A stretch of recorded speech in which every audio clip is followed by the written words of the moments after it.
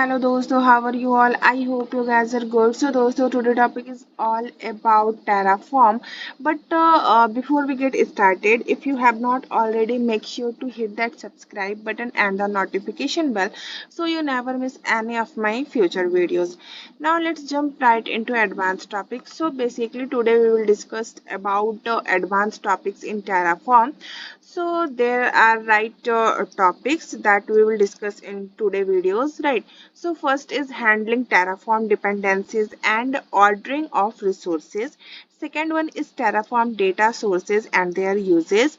Third one is using provisioner for executing scripts and configuration management. Fourth one is introduction to Terraform Cloud and remote execution, right? So now let's break down each topic and explain them. So first is handling Terraform dependencies and ordering of resources. So imagine you want to create a virtual machine, basically VM, in the cloud using Terraform. However, the VM needs to connect to a specific virtual network that you also want to create with Terraform, right? So here a dependency exists between the VM and the virtual network because the VM requires the network to be available before it can be successfully created, right? So in Terraform, you define resources and their dependencies in configuration code. For our example, you would create a virtual network resource and a VM resource, right? So by specifying the dependency, Terraform ensures that the virtual network is created first before attempting to creating the VM. Get it? So basically first I'm explain this code. So first I'm explain this block, right? Terraform configuration for virtual network, right? So the provided Terraform configuration defines an Azure virtual network and a virtual machine along with a network interface and a subnet that are associated with the virtual machine. The configuration specifies the dependency between the virtual machine and the virtual network to ensure the virtual machine is connected to the correct network. Get it? So here is what is virtual network. So basically a virtual network is defined with the name my network. Get it? And an address space is 10.0.0.0./16 in the East US region. Get it? Second one is virtual machine. So basically, a virtual machine is defined with the name of my VM. VM, it means virtual machine in the East US, right, region, and the virtual machine is associated with the resource group, right? So and its network interface is specified with the ID of the network interface, my NIC. Get it? And that we define later. Third one is network interface. So basically the network interface is defined with the name mynic and in the East US region, and it is associated with the resource group, and it has an IP configuration that includes a subnet ID, right? And the subnet ID is set to the ID of the subnet is my subnet. Get it? And that we define later. So basically subnet, right? So a subnet name is my subnet is defined within the virtual network, my network, and the subnet has an address prefix of 10.0.1.0./24 and is associated with a resource group, right? And one thing is important, like the resource group, my group, right, is not so in the provided configuration, so make sure it is defined somewhere else in your Terraform code. Get it? So basically this configuration ensures that the virtual machine is created with the correct network interface, which in turn is associated with the appropriate subnet in the specific virtual network.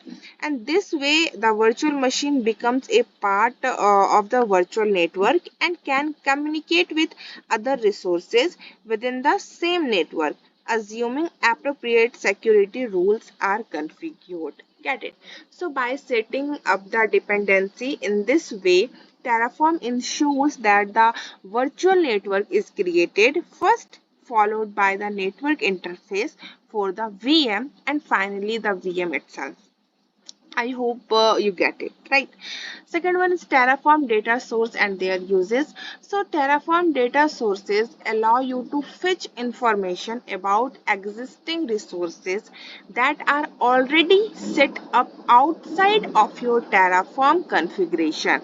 For instance, you might want to reference an existing AWS S3 bucket or a database instance in your Terraform code. Let's consider an example where you want to create a security group for your virtual machine, but you need to allow incoming traffic from an existing security group. Right.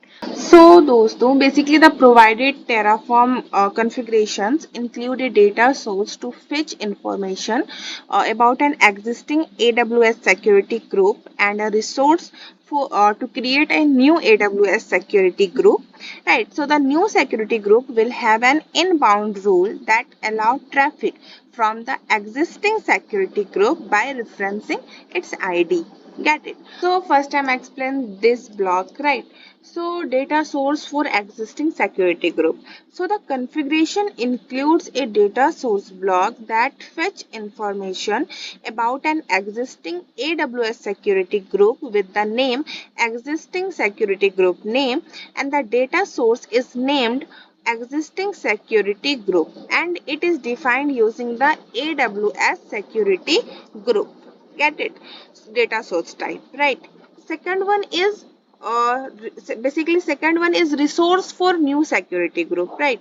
So the configuration include basically this block, right? So the configuration includes a resource block that creates a new AWS security group. The resource name is my security group and it is defined using the AWS security group resources type, right? Name prefix, basically the new security group will have a name that starts with my SG, right? And description, a description is provided for the new security group to indicate its purpose, right? Basically my security group for VM, right?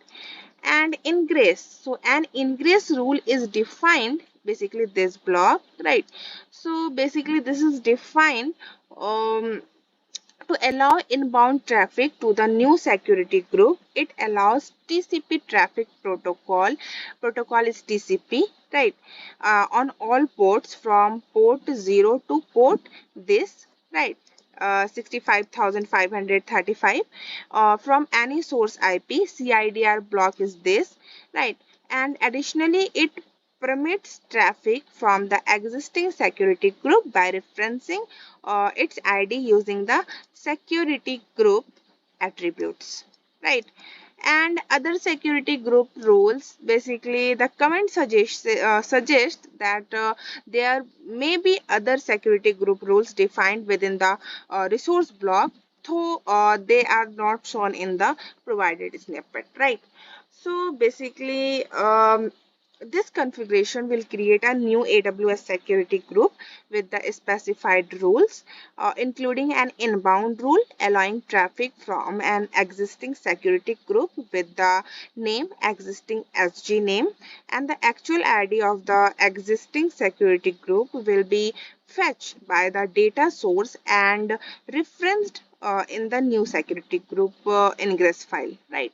So in this example, the data block fetch details about the existing security group, and then the resource block uses that information to set up a new security group with an inbound rule that allow traffic for the from the existing one, right? So thank you all for watching this video. But there are left two topics. Topic is using provisioner for executing script and configuration management, and introduction to Terraform Cloud and remote. So basically this topic will covered in my next video, right? So thank you all for watching this video. To quickly recap, we discussed in this video is handling Terraform dependencies and ordering of resources and Terraform data sources and their uses, right? So hopefully you find the information useful and learn something new. If you have any questions or would you like to share your thoughts, please leave a comment below, and don't forget to like this video and subscribe to our channel for more content like this. And we appreciate your support and look forward to seeing you in the next video. Take care and have a fantastic day.